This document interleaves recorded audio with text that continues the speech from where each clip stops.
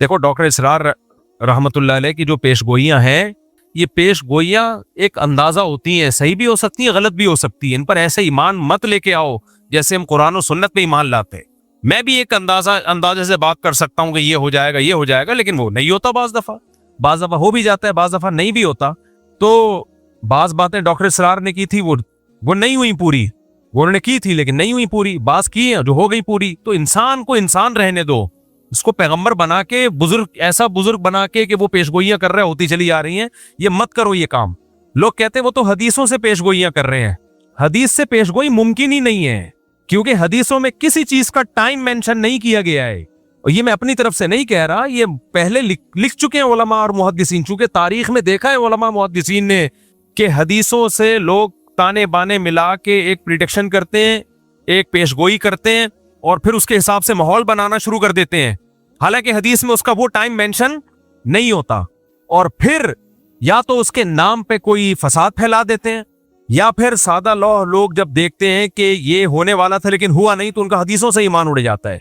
तो इसलिए जो भी इस तरह के स्कॉलर्स गुजरे हैं, ये हैं स्कॉलर्स ही। इनकी बात को पत्थर पे लकीर समझ लेना। इसकी मिसाल ऐसे जैसे डॉक्टर इसरार ने पेशगोई की थी कि ग्रेटेस्ट इसराइल बनेगा, जो पूरा मक्का मदीना और ये सब चीजें, ये सब इसराइल में दाखिल हो जाएंगे। उनकी नीयत पे हमें कोई शुबा नहीं है, उन्होंने अच्छी नीयत से ही कहा, लेकिन ये बात गलत है। अगर आपने मान लिया ना कि ग्रेटेस्ट इसराइल बनेगा, तो ये उम्मीद की बात है या मायूसी की बात है? मायूसी। इसका मतलब फिर वो छोड़ दें, जो वहां मुजाहमत कर रहे हैं वो छोड़ दें मुजाहमत। जब बनेगा तो क्या जरूरत है करने की फिर? तो डॉक्टर इसरार साहब की नीयत अपनी जगह, लेकिन इंशाल्लाह नहीं बनेगा, किसी का बाप भी नहीं बनने देगा उनको। ये स्टाइल होना चाहिए। कैसे बनेगा भाई? आपके मकान पे किसी ने धमकी दी कि मैं कब्जा करूंगा, तो पहला रिप्लाई आपका क्या होगा? तेरे बाप में दम में तो करके दिखा। लड़ना तो बाद में है जाके, केस वेस तो बाद में निपटेंगे बैठ के। और अगर वो कहे कि हदीस में आता है कि मैं कब्जा करूंगा, इसका मतलब उसने तो आपके हाथ पांव काट दिए। तो कितना ही नेक स्कॉलर हो, अच्छा हो, गलती हर इंसान से हो सकती है। मेरा मकसद उनकी जात को हदफ बनाना नहीं है। मेरा मकसद सिर्फ और सिर्फ ये बताना है कि हदीसों में किसी चीज को मेंशन नहीं किया गया टाइम को। इसलिए उलमा पहले ये सब हदीसों को एक्सप्लेन कर चुके हैं कि हदीसों में दो तरह की हदीसें मिलती हैं हमें। एक तो वो हदीसें ये करो ये मत करो, जिनमें ऑर्डर है कि ये करना है और ये नहीं करना, उन हदीसों को हमने फॉलो करना है। दूसरी वो हदीसें जिनका ताल्लुक है पेशगोइयों से, वो नबी सल्लल्लाहु अलैहि वसल्लम की नबूवत की दलील है कि आपने बताया ऐसा होगा, लेकिन टाइम नहीं बताया, तो बस इतना ईमान रखना पड़ेगा कि होगा। कब होगा ये नहीं बताया, लिहाजा उन हदीसों का अमल से ताल्लुक नहीं है कि उनको सामने रखकर हम प्लानिंग करना शुरू कर दें। ना ना ना ना ना ना, ये गलती नहीं करना। प्लानिंग उन हदीसों को सामने रख के नहीं की जाएगी, प्लानिंग ग्राउंड रियलिटी को सामने रख के की जाएगी। प्लानिंग जो की जाएगी ग्राउंड रियलिटी, आज की जमीनी हकीकत क्या कह रही है, असबाब क्या कह रहे हैं कि क्या करने से क्या रिजल्ट निकलता है असबाब की दुनिया में। असबाब की दुनिया में क्या किया जाए तो क्या रिजल्ट निकलेगा, तो उन असबाब को सामने रख के फैसला करना है। क्यों? नबी की ये सुन्नत है कि हमेशा फैसला किसको सामने रख के किया जाएगा? बोलो ना, असबाब को। तो इस्लाम असबाब इख्तियार करने का हुक्म देता है, असबाब से दूर नहीं करता आपको। जब तक मुसलमानों ने असबाब इख्तियार किए, दुनिया पे हुकूमतें की हैं। सुल्तान मोहम्मद फातेह ने तुर्की में, इस्तांबुल में, कुस्तुनतीनिया में जो किला फतह करना था, उसके लिए वो अपनी सफ में बुजुर्गों को भी लेकर गया जो दुआएं मांगेंगे। लेकिन इसके लिए बुजुर्गों को तो लाया है दुआएं मांगने के लिए, लेकिन उसने पहले अपने इंजीनियर्स को कहा कि इतनी बड़ी तोप बनाओ जो इससे पहले दुनिया में किसी के पास इतनी बड़ी तोप ना हो, जिसको लोग के बोले ये तोप है। कहते ना क्या तोप चीज है, क्योंकि इतनी चौड़ी दीवार है कुस्तुनतीनिया के किले की कि उस दीवार को छोटी मोटी तोपों से तोड़ना मुमकिन नहीं है। वो कह सकता था हमारे पास इतने बड़े बुजुर्ग हैं, नेक लोग हैं, इतना बड़ा लश्कर है, और नबी ने खुशखबरी भी दी है कुस्तुनतीनिया फतह होगा। आपने फरमाया सबसे बेहतरीन लश्कर वो होगा जो कुस्तुनतीनिया फतह करेगा। ये तो बता दिया आपने, लेकिन क्या मतलब बस हम चले जाएं फतह करने? क्यों? नबी ने कहा होगा फतह। भाई नबी ने डेट नहीं बताई है कि मोहम्मद फातेह के हाथ पे होगा या इससे पहले किसी के हाथ पे होगा। उसके हाथ पे होगा जो असबाब इख्तियार करेगा। 700 साल के बाद जाके ये पेशगोई पूरी हुई है नबी की। 700 साल पहले भी हमले हुए, नाकाम। क्यों? दुश्मन ज्यादा ताकतवर था। और जो अटैक करने वाले वो दुश्मन के मुकाबले में कमजोर, हालांकि नेक थे। साहबा, ताबीईन, तबा ताबीईन, इन्होंने भी हमले किए हैं। हजरत अबू अयूब अंसारी की खबर है वहां कुस्तुनतीनिया में, मैं देख के आया हूं। लेकिन क्या भाई, दुनिया दारुल असबाब है। साहबा ने कोशिशें की अपने लिहाज से, जो वसाइल इख्तियार कर सकते थे किए, नहीं हुआ फतह। सुल्तान मोहम्मद फातेह ने कहा क्यों नहीं हो रहा, इस किले की ऐसी की, इतनी चौड़ी दीवारें हैं ना उस किले की, उस दीवार की जो इस्तांबुल के गिर्द उन्होंने खींची थी रूमियों ने, या तो ये ईसाइयों ने थी या ईसाइयों से पहले हुकूमत थी फारिस की, ईरानियों की, जो मजूसी थे, आग परस्त थे। अब इसमें दोनों कौल मिलते हैं हमें, मुझे पूरी तहकीक नहीं है कि या तो ये मजूसियों ने बनाई थी पहले आग परस्त। दो ही बड़ी सुपर पावर गुजरी है ना भाई, एक ईरानियों की गुजरी है और एक मसीही। इससे पहले तो यहूदियों की थी। देखो, पहले यहूदियों ने दुनिया में हुकूमत की है, सुलेमान और दाऊद अलैहिस्सलाम के दौर में। हर जगह किसकी तहजीब नजर आती थी? यहूदियों की। सुलेमान अलैहिस्सलाम का ना पूरा हुदूद से आके खबरें दी हैं, मलका सबा है, वो मलका सबा को भी फतह कर लिया और उनको फैलते चले गए। तो जो सुपर ताकत थी दुनिया में, जो सल्तनत कायम थी, वो किसकी थी? यहूदियों की। इससे पहले की तारीख में मैं नहीं जा रहा, इससे पहले भी बहुत लोगों ने दुनिया में हुकूमतें की हैं, तो माजी करीब की बात मैं कर रहा हूँ।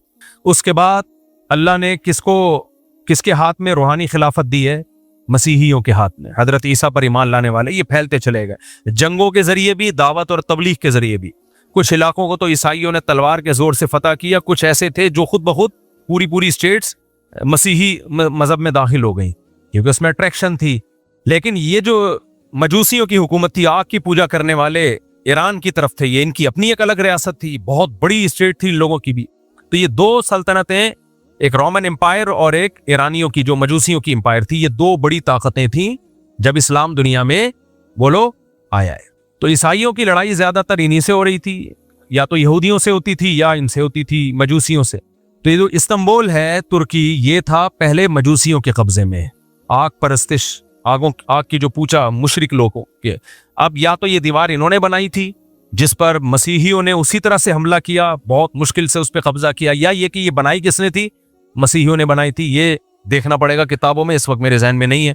लेकिन बहरहाल मुसलमानों के लिए इसको फतह करना आसान काम नहीं था, और नबी ने खुशखबरी भी सुना दी थी, निअमा जैशुन यग़ज़ुल कुस्तुनतीनिया औ कमा क़ाल सल्लल्लाहु अलैहि वसल्लम, क्या ही बेहतरीन लश्कर है जो कुस्तुनतीनिया को फतह करेगा, और क्या ही बेहतरीन है वो शख्स जो, वो अमीर जो उसको फतह करेगा। 700 साल कोशिशें हुई हैं उसको फतह करने की, नहीं हो पा रहा था। क्यों? उस लेवल के असबाब नहीं थे जो उन्होंने अपने डिफेंस के लिए रखे हुए थे। हालांकि अटैक करने वाले, हमला करने वाले मेरे और आप जैसे नहीं थे, बड़े अल्लाह वाले, बड़े नेक लोग थे, बड़े बुजुर्ग लोग थे वो। लेकिन नहीं भाई, दुनिया दारुल असबाब है। उन्होंने डिफेंस का सिस्टम इतना मजबूत किया हुआ था, जिसकी दीवारें इतनी चौड़ी कि उस पे गधा गाड़ियां चल सकें, बैल गाड़ियां चल सकें, इतनी चौड़ी दीवारें। उन दीवारों पे आप उस जमाने के गोले मारोगे तो क्या हुआ, ऐसा लगता था जैसे किसी ने खारिश की है, खुजाया है थोड़ा सा दीवार को। उसको कैसे फतह करें? फिर दो समंदरों के बीच में एक नहर है जो यूरोप के तुर्की को और एशिया के तुर्की को अलग करता है, तो उस समंदर को भी क्रॉस करना था, वो भी मुमकिन नहीं था। और उस समंदर तक कश्तियां पहुंचाना मुमकिन नहीं था, उस पानी तक कश्तियां पहुंचाना मुमकिन नहीं था। कश्तियां समंदर के रास्ते से लेकर आए तो दुश्मन का कब्जा था उस पे, और किश्तियों को बाय रोड ले जाना, इतनी बड़ी तादाद में समंदरी जहाज जैसी किश्तियों को बाय रोड ले जाना मुमकिन नहीं था। तो सुल्तान मोहम्मद फातेह ने दो खानदानी काम किए। बोला सबसे पहले तो एक इतनी बड़ी तोप बनाओ कि जिसको लोग कहें ये क्या है, क्या तोप बनाई है, क्या तोप बनाई, ये असबाब इख्तियार किए उसने। और दूसरा, खोपड़ी इस्तेमाल करो। जब तक हम वो जो दो समंदरों को मिलाने वाली पट्टी है पानी की, उसमें कश्तियां नहीं उतारेंगे, और उतारे भी चुपके से, दुश्मन को पता ना चले, तो उस वक्त तक हमारे लिए इसको फतह करना मुमकिन नहीं है। मशवरा हुआ कि एक ही ऑप्शन है हमारे पास, तोपें तो बनाना कोई मुश्किल नहीं है, अब इंजीनियर्स ने बना ली बड़ी बड़ी तोपें, आज भी रखी हुई हैं तुर्की के म्यूजियम में आप जाएं। तो सबसे बड़ा मसला यह है कि खुश्की को पार करके पानी में किश्तियां कैसे उतारी जाएं, जहां मुजाहिदीन को बिठा के शहर के अंदर भेजा जाए ताकि वो पीछे से भी अटैक करें। दो बड़े चैलेंज थे, नंबर 1 किश्तियां वहां तक पहुंचाना, नंबर 2 चुपके से पहुंचाना, क्योंकि दुश्मन देख लेगा, वो मारेगा। मैं और आप होते, हम कहते हैं ला इलाहा इल्ला अंता सुब्हानक इन्नी कुन्तु मिनज़ ज़ालिमीन, 10 लाख दफा इसका विर्द होगा। हाँ, आओ बैठो सारे, या अल्लाह फतह करा दे, या अल्लाह हम तेरे गुनाहगार बंदे हैं और अभी तक गुनाहगार ही हैं क्योंकि असबाब इख्तियार कर नहीं रहे। फिर हम जाते हैं, शुभ सरकार भी हमारे पास होता, हम कहते हैं उधर मुंह करके जितनी तेरे पास फूके आज सारी निकाल दे यार। गवर्नमेंट से कहते फूक के स्पेशल सिलेंडर लेकर आओ और शुभ सरकार के लगा दो ताकि हवा अंदर जाए और सरकार के जमाने मुबारक से बाहर निकलती रहे हवाएं। वजीफे का खुदा न ख्वास्ता मैं मजाक नहीं उड़ा रहा। ला इलाहा इल्ला अंता सुब्हानक इन्नी कुन्तु मिनज़ ज़ालिमीन, ये बहुत कारामत दुआ है। इस दुआ की बरकत से यूनुस अलैहिस्सलाम मछली के पेट से निकले हैं। मुसीबतों में ये दुआएं मांगनी चाहिए, ये वजीफा पढ़ सकते हैं, पढ़ना चाहिए, लेकिन पहले काम तो पूरा करो भाई। पैनाडॉल रखी हुई है, बुखार में यूं यूं घूम रहा है, अबे ये 2 गोली खाते हुए तुझे तकलीफ हो रही है, मौत आ रही है, खा ले, फिर फातिहा पढ़ के भूख भी लगा देना। वो खा नहीं रही है और सारा जोर किस पे है? भूखों पे है। अल्लाह हमें हिदायत दे। वक्त बहुत ज्यादा हो गया है तो मेरे टॉपिक को मैं ठीक छोड़ देता हूँ।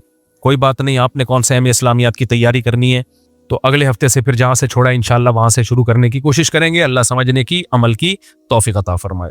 भाई पहले तो मैं आज जो बयान में मैंने टॉपिक लेके चला था उसमें एक अहम हिस्सा रह गया सुल्तान मोहम्मद फातिह का, वो स्पीड के साथ मैं कंप्लीट कर दूं, फिर दोबारा अगले जुम्मे में इसी टॉपिक को लेके कोशिश करूंगा आगे चले हम, क्योंकि लोग जुम्मे का बयान सुन रहे होते हैं ना, जब वो कहते हैं यार ये क्या बिल्कुल एक अधूरा छोड़ दिया। तो मैं इस पे बयान कर रहा था ना कि असबाब भी जरूरी हैं। तो सुल्तान मोहम्मद फातिह ने दुनिया की सबसे बड़ी तोप बनाई और दूसरा काम क्या किया कि उसको पता था कि जब तक इस पानी के अंदर किश्तियां उतार के शहर के अंदर लोग दाखिल नहीं होंगे और किले के पिछली साइड से हमला नहीं करेंगे, ये फतह होने का नहीं है, नामुमकिन है इस दीवार को क्रॉस करना।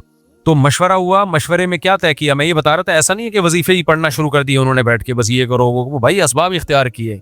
तो उनके पास एक ही तरीका आया कि भाई किश्तियों को खुश्की पे चलाना पड़ेगा और चलाने का तरीका ये है कि चर्बी को पिघला के खुश्की पे डालना पड़ेगा, तो पहाड़ पत्थर है उन पे डालना पड़ेगा। तो जितने जानवर हैं सब जबा कर दिए बहुत बड़ी तादाद में, और ये काम कर रहे हैं रातों रात के सुबह तक, रात को किसी को खबर ना हो कि हम क्या कर रहे हैं। और अगर ये पैकेज नाकाम हो गया ना तो गए काम से, क्योंकि जानवर तो सारे जो खाने के थे वो तो काट दिए, अब इसके अलावा कोई ऑप्शन नहीं है। तो उन्होंने क्या किया, सारे जानवर जबा किए रातों रात, सबकी चर्बियां पिघला के डाली हैं उस पत्थरों पे कि किसी को कानो कान खबर ना। उसके बाद बड़ी बड़ी जंजीरों से, पहले जंजीरों का इंतजाम पहले किया, किश्तियों को कई कई लोगों ने पकड़ के घसीटा है और वो जंजीरें आज वहां भी लगी। खुदा की कसम आदमी पागल हो जाता है जज्बे से। जब तुर्की के म्यूजियम में आप जाए ना, उन्होंने वो लगाई हुई है पूरी तस्वीरें, यानी एक जाहिर है वो उस जमाने में तो कैमरे नहीं थे, ये किस तरह बड़े बड़े पहलवान उन जंजीरों को पकड़ के खींच रहे हैं। आदमी कहता है यार हमारा माजी क्या था भाई, आज कैसे पोस्ती किस्म के, तो बस जबान को बदतहजीबी, फिर वो कहेंगे ये मजहबी लोग बदतहजीबे होते हैं, बहुत पोस्ती हो गए हैं यार हम लोग, बहुत पोस्ती हो गए। मैं तो तोंदे देख के और तशरीफें देखता हूँ ना जब लोगों की आगे तिरछी टाएं बाएं, एक तो कुदरत ने किसी का बना दिया ऐसे, तो सब ऐसे नहीं होते। मैंने बार बार कहता हूँ जब मैं किसी मोटे का मजाक उड़ाऊं तो उससे वो मोटा है जो खा खा के गैंडा बन गया हो। कुछ लोग नेचुरली होते हैं, हमने बड़े उलमा को, नेक लोगों को भी देखा है, जिस्म भारी है उनका, हालांकि 24 घंटे में एक टाइम खाते हैं वो, लेकिन जो काड़ा तिरछा खा खा के पड़ा हुआ है, खाए जा रहा है खाए जा रहा है खाए जा रहा है, इधर से समोसा खा लिया, इधर से एक मौलाना साहब आए वो समोसों पे समोसे खाए जा रहे हैं। मैंने कहा आपके इस स्टैमिने को 21 तोपों की सलामी, इतने समोसे माशाल्लाह। एक साहब आए, वो भी मैंने तो अपने इकराम में रखे थे समोसे, उनके आगे 6-7 समोसे पेल दिए उन्होंने। मेरे मजाक नहीं उड़ा रहा कि आप मेरे घर आओ तो समोसा नहीं खाओ, आप तो जितना खाओगे हमें खुशी होगी। तो लेकिन मुझे इनके स्टैमिने पर बड़ा हुआ कि यार ये बंदा है माशाल्लाह 6-7 समोसे एक टाइम पे खा गया। ये पता है क्या हुआ, कुछ दिनों के बाद इत्तला आई कि उनका इंतकाल हो गया, अल्लाह माफ फरमाए। उनको मैदे का कोई कैंसर हुआ, उस जख्म इतना खतरनाक हो गया था कि वो मौत में तब्दील हुआ है। खैर अल्लाह उनकी मग़फ़िरत फरमाए। तो लेकिन ये कि मेरे भाई थोड़ा सा मेज़बान की तो यही ख्वाहिश होगी, लोग हमें खिलाते हैं को ठोसते चले जाते हैं, ठोसते चले जाते हैं, ऐसा नहीं है भाई। तो मैं जब हम वहाँ तुर्की के म्यूजियम में गए ना, जब उन्होंने ये मंजर देखा, उन्होंने एक पूरा एक उसकी फिल्म बनाई हुई है ये कैसे लड़ाई हुई थी, वो बिल्कुल ओरिजिनल के करीब जो भी किताबों में लिखा है, तो नी का बेहोश होने लगता है वो। यार अब क्या हमारे आबाओ अजदाद क्या थे भाई, क्या थे वो लोग, कैसी उन्होंने जंगें लड़ी हैं, कैसी लड़ाइयां लड़ा, और हम देखो मुंह के फायर देखो हमारे, इनकलाब लाएंगे, निजाम तब्दील करेंगे, कोई पैकेज नहीं है निजाम की तब्दीली का, मगर करेंगे, बातें करेंगे हम, तब्दील नहीं करेंगे हम कुछ भी। तो उन्होंने वो जंजीरें दिखाई हैं और वो जो किस तरह बड़े बड़े पहलवान 10-10 लोग पकड़ के एक एक लांच को घसीट रहे हैं, कानो कान दुश्मन को खबर ना हो, कितनी मेहनत की है यार। और वो कश्तियों को ला के जब पानी पे डाला है उन्होंने, और उसमें मुजाहिदीन की फौजें सवार हुई हैं, तोपे लेके इतना बड़ा लश्कर सुबह सादिक से पहले पहले दुश्मन के इलाके में उतर चुका था। पूरी फौज उतर चुकी थी, उनको खबर ही नहीं, वो हैरान थे। अंग्रेजों ने ये वाकया बयान किया है, आप अंग्रेजों की तारीख पढ़ें, मुसलमानों में तो है ही, गोरों ने भी कहा है कि दुनिया में ऐसा हमने जंग में अजीब वाकया कभी सुना नहीं है हमने कि इतना अजीब व गरीब काम किया हो, किसी फोर्स ने ये टेक्निक इस्तेमाल की हो। और फिर पूरा लश्कर जब उतरा है ना, फिर दो तरफ से अटैक हुआ है, इधर से भी अटैक हुआ फ्रंट से और पिछली साइड से भी अटैक हुआ। तो उन्होंने जब जहाज आते हुए देखे ना अपनी तरफ, वो हैरान, ये क्या हो रहा है, ये कौन लोग आ रहे हैं। फिर पता चला ये मुसलमान हैं।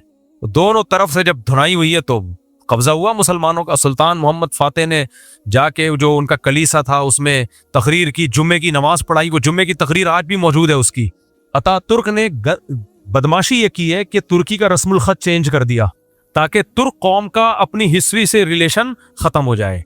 रोमन कर दिया उसको, जैसे उर्दू भी अब चेंज हो रही है ना, तो जब उर्दू चेंज हो जाएगी, रोमन में आ जाएगी, तो किसी को क्या पता चलेगा अल्लामा इकबाल क्या कह के गए और हमारी हिस्ट्री क्या है। तो वो रोमन कर दिया, वो नई नस्ल बिल्कुल पता ही नहीं उसके हमारे बाप दादाओं के क्या कारनामे थे। अब तैयब उर्दुगान ने आके काफी कोशिश की उस रस्मुल खत को बहाल करने की, और वही, लेकिन वो प्रॉपर वे में निजाम की तब्दीली की प्रॉपर वे में कोशिश उर्दुगान ने की है। इट इज कॉल्ड कोशिश। ये नहीं कि हमारे यहाँ 2-3 पैंट्स पतलून में आए, कॉलेज में निजाम की तब्दीली पर बयान किया और 15-20 मौलवियों को गालियां देके चले गए। हमारे यहाँ निजाम पता है कैसे तब्दील होता है।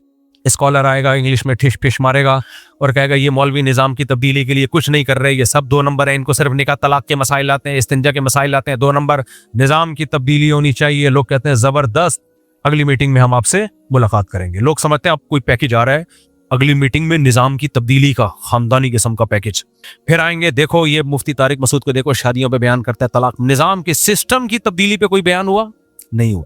इसका मतलब ये इसी कुफरिया जुमहूरी निजाम के साथ कंप्रोमाइज करके बैठ गए हैं। सरकारी दरबारी पिट्ठू ये सब मौलाना देखो सब ऐसे ही हैं। सिस्टम की तब्दीली की कोई बात नहीं करता, निजाम की तब्दीली की कोई बात नहीं करता। कॉलेज यूनिवर्सिटी के लड़के जोश में आते हैं, यार एक बंदा है जो इस निजाम को गलत भी कहता है और उसकी तब्दीली की बात भी करता है। एक ये है, 2 वहां पाए जाते हैं। बस जबरदस्त एकदम लड़कों को जोश आ गया, अगली मीटिंग में आपसे मुलाकात होगी। अगली मीटिंग में देखो इस मौलवी का फिर बयान आ गया, इस्तिंजे के तरीके बता रहे हैं, नमाज में सद्दा साहब के, निजाम की तब्दीली की कोई बात। मैं काफी दिनों से सुन रहा हूं, मैंने कहा शायद ये कोई तब्दीली का तरीका बताएंगे। भाई हमें तो 6 साल हो गए तब्दीली की बात ही कर रहे हैं तो मेरे भाई ये मुंह के फायर हैं, कुछ भी नहीं है। पैकेज वो है, जामिया रशीद ने जब निजाम की तब्दीली की कोशिश की है ना, तो ये नहीं कि सुबह उठ दिया। तो पहले मुफ्ती अब्दुल रहीम साहब ने टीमें बना के मुख्तलिफ मुल्कों में भेजी हैं। 20 साल पहले मुझे याद है जामिया रशीद का वफद तुर्की गया था और तैयब उर्दुगान की तहरीक को पढ़ने के लिए कि इन्होंने किस तरह से तहरीक चलाई है, इस्लामाइजेशन की क्या कोशिश की है। उसके बाद मुख्तलिफ तहरीकों को पढ़ के उनको देख के एक निजाम की तब्दीली का एक पैकेज लेकर आया है जामिया रशीद। आप दूसरा पैकेज ले आओ, वो कोई कुरान में थोड़ी लिखा हुआ पैकेज है, कोई भी लाए, लेकिन लाए तो ना, मैं ये कर दूंगा, हम यूं कर देंगे, हम यूं कर देंगे, इनकलाब लाएंगे। क्या कैसे लाओगे? तो पैकेज वैकेज किसी के पास नहीं है। तो इसलिए मैं कह रहा हूँ अब जाके जैसे वो ये बैठे बैठे 4 शादियां करूंगा, मैं कैसे करेगा?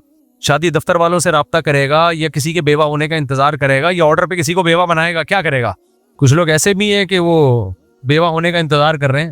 मैं कहूँ यार किसी को बेवा होने का तू इंतजार में, ये गलत तरीका है कि नहीं? खैर ये तो ज्यादा हो गई, लेकिन बातें करने पर हुकूमत की तरफ से भी कोई पाबंदी नहीं है, फेंकते रहो। तो जब भी कोई बात किया करे ना, उससे बोले कोई सूटेबल तरीका आपके पास है तो वो काइंडली पेश करें आप, जब तक नहीं है तो जो है फिलहाल उस पर गुजारा करें। तो हाँ खैर, सुल्तान मोहम्मद फातेह ने क्या किया, वो पूरी फौजें ले जा के जब दबा के हमला हुआ है ना, फिर जो इस्लाम आया है तुर्की में, तुर्कों की जो खिलाफत कायम हुई है 350-400 साल तक, बल्कि 600 साल तक चली है, वो दुनिया पे हमारी हुकूमत थी भाई। तो असबाब इख्तियार किए हैं, हवाई मुंह के फायर नहीं माने थे उन्होंने। तो पढ़े लिखे लोग थे उनके पास, इंजीनियर्स भी थे उनके पास, साइंटिस्ट भी थे, बुजुर्ग भी थे। सुल्तान मोहम्मद फातेह अपनी फौज में 2-4 बुजुर्ग भी रखता था कि यार इनकी दुआओं से भी अल्लाह की मदद आएगी। मादा परस नहीं था वो। जब तुर्की में अटैक के लिए गया है ना वो, तो बड़े बुजुर्गों को उसने बुलाया कि आपका हमारी फौज में रहना जरूरी है, आप सिर्फ मुसल्ला बिछा के दुआएं मांगोगे। लेकिन दूसरी तरफ इंजीनियर्स भी हैं, प्लानिंग भी है, सब कुछ है। हमारे यहाँ क्या है, फायरिंग है। मेरा भांजा है छोटा सा ना, बल्कि भांजे का बच्चा। हमारे यहाँ चूंकि खानदान में जल्दी शादियां होती है ना बच्चियों की, तो हम बहुत जल्दी नाने दादे बन जाते हैं। मेरी भांजियों की शादियां बहुत जल्दी हुई तो उनके भी बच्चे हैं, तो मैं उनका नाना ही लगा, क्या ख्याल है? तो मेरा पोता समझ, नवासा समझ लो आप, इतना सा है। तो वो हर वक्त पता है क्या करता है, जब भी उसके घर में जाओ, उसको अब्बा ने उसको बंदूकें दिलाई हुई हैं वो पानी वाली ना, और वो कुछ उसने कोई वीडियो देख ली फौजियों की लड़ाई वाली, बच्चे जो देखते हैं ना सारा दिन वही करते हैं, तो कार्टून उन्होंने देख लिए कोई फौजियों की लड़ाई वाले ना, तो सारा दिन हर वक्त चियाओ चियाओ ये करता रहेगा बैठ के, फिर आएगा यूं करके सलूट मारेगा जब भी जाओ ना घर में, फिर बंदूक उठाएगा चियाओ